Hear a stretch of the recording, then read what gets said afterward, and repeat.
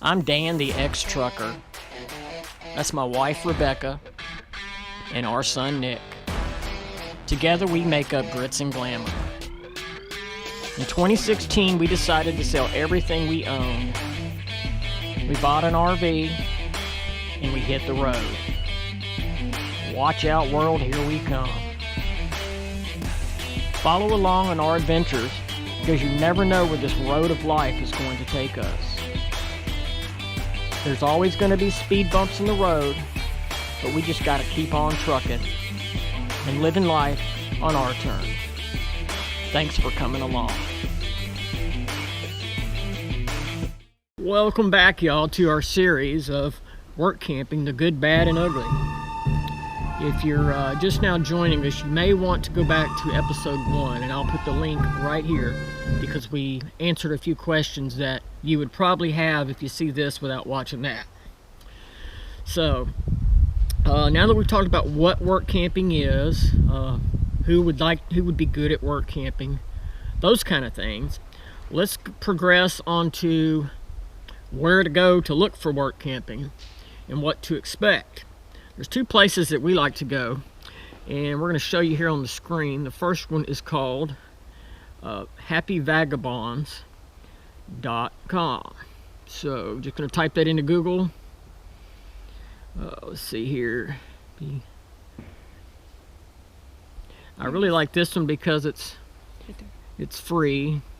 Okay, here we go. This is the first one. This is Happy. Becca, that's the wiki page. Oh.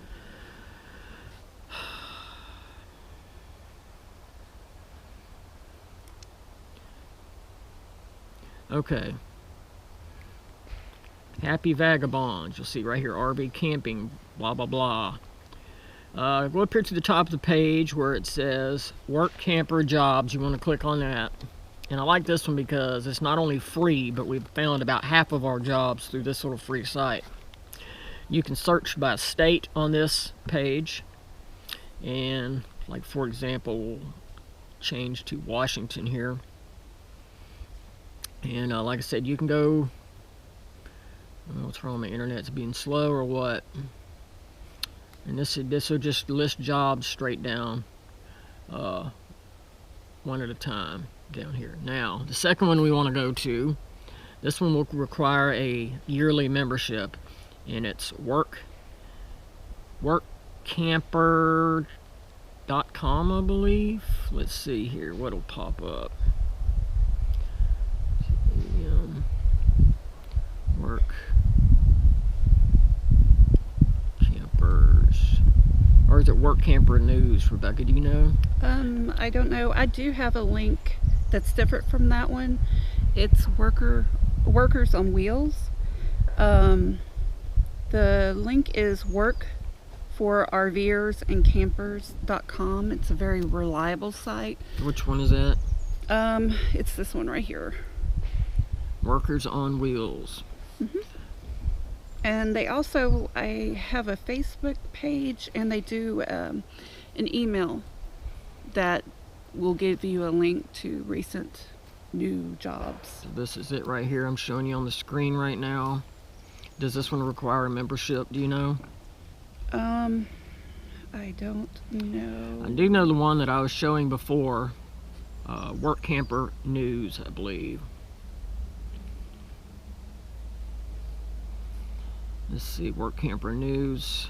It's actually workcamper.com is another site, and it is this was one of the original ones, I believe. And you look up here on the right, and you'll see where it says join. Yeah, that's a membership that you have to pay for. Yeah, it's $20, and you can post your resume there and leave it posted. It has a very interesting way they do the resumes for couples, and I found it to be the best way to do our resume instead of having two separate resumes. Okay, now when do we start looking for work? Well, usually about February, because most work camping jobs start about April and go through October, because that's your peak tourist season in most places. So starting in February, we'll start hitting these sites, posting resumes, things like that. In fact, we contacted a few, and we had a few contact us by email the last couple weeks, And so did we get a job? We'll see. That'll be in another episode. Let's see, was I recording all that, or did I stop? I don't know. Well, I hope I recorded that, showing all that site and stuff, but we'll see. That's how it goes. So we're gonna go here. I'm gonna put this up on the screen for you. This was from Happy Vagabonds. And I blurred out the name of it, and I'm not going to publicly shame them, but this is what they're saying. You can read along with me. We are a 20-acre treed property with 12 RV spots and 4 old mobile homes in a mostly retired community. This is what they offer. Offering full hookup, work as a maintenance person. They have not mentioned any salary or anything like that, so I'm 99% sure that when they do that, that's what they're going to exchange with you. You're going to work as a maintenance worker for your RV site. Now, this is what they expect. Maintaining and repairs on 4 older mobile homes. Tree trimming, forest trail marking and cleanup. 12 RV spot maintenance, grounds work, landscaping, electrical, plumbing, carpentry. You see where I'm going with this? You will find these, and it's a little ridiculous that they have expectations like that. So now you're thinking, well, how much is that going to cost?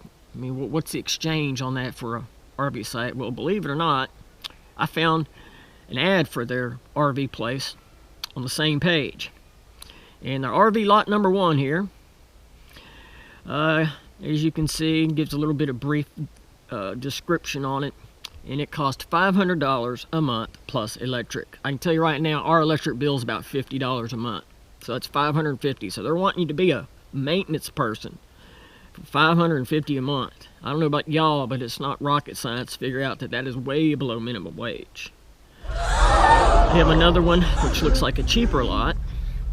Or actually, this is the more expensive one. It's a hill overlooking the lake, and it's $600 a month plus electric, so you're probably looking at $650 a month. So just so you know, you can usually spot these pretty quickly about how ridiculous people are about, you know, what they're expecting. And that's what we're talking about when we say that people are trying to take advantage of cheap labor. So now we're going to go to another one. These people actually contacted us by email. They saw our resume. And so the first thing we do is get an email. We'll go to Google Earth and see where it's located. Where is it located? Do I have to drive 50 miles to get to a Walmart? Is there a store anywhere close by? What's the medical options if you get sick or you have to go to the hospital or something? So we looked at this one on Google Earth, and it was okay. It was about 30 miles from a decent sized supermarket. I could have dealt with that. And you look down at the bottom of this description here, but really caught my eye, $1,400 a month stipend, which sounds pretty good. So on top of your site that you're going to get your electrical, your RV, all of that, you're going to get a stipend on top of it. Sounded great. Next thing we want to do, we want to go to the Google reviews, or Yelp is another good one. There's a few work camping or a few campsite websites that also have a section where you can review campsites and campgrounds and stuff. So we went over to there, and as you can see here, a 3.7 out of 5 stars, which is really not that good. And then I went through a couple of these 1-star reviews. Management is very rude, refused to make any accommodations, rain checks or discounts. Needless to say, after going, I can't list all the reviews or how bad they are on here, because we got to keep this short. But needless to say, we told them we had already accepted something and we weren't interested. That's another thing you need to look for. But basically, the main thing is you want to look at the reviews on some of these campgrounds, and that will tell you really quick, you know, if it's a great place, if it's a bad place, if it's mediocre or whatever. Let's see what else we have to talk about. Like I said, we've gotten some emails from employers wanting us to. What they'll do is sometimes usually they'll ask for a phone interview. because, a lot of work campers are on the road. Occasionally, if you're in an area that's near the place that's looking for a camp host, I would suggest you go and talk to him in person. Definitely looks better on your part, and you might get a little better idea of what the place is like, and who you're going to be working for and all that. Let's see, I think we got all that covered. Like I said, you want to start about February looking. Most places, usually, most of the ones that we've seen start about April 15th and go to October. That's about the, after school lets out, which is usually in May, until after Labor Day is like the peak tourist season. And there are some campgrounds that would be year-round. Just depends.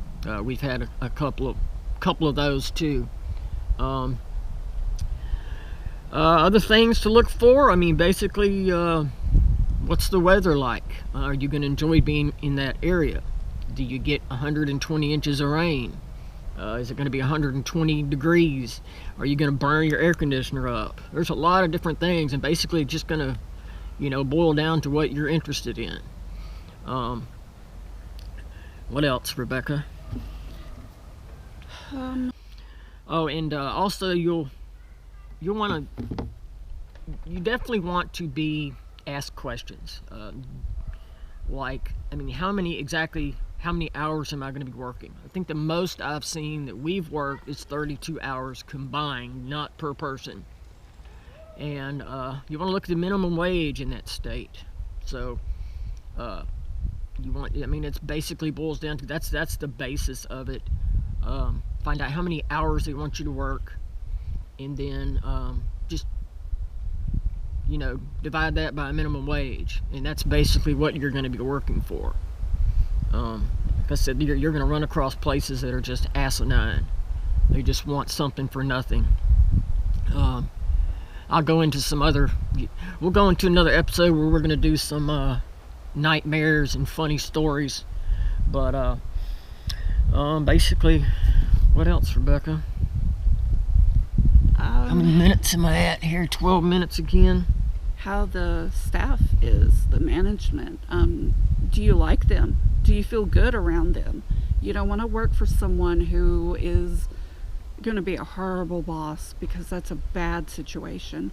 I've read cases where people will show up for their work camping job and either the position disappears or they're working more hours than they were supposed to, and it's not fair.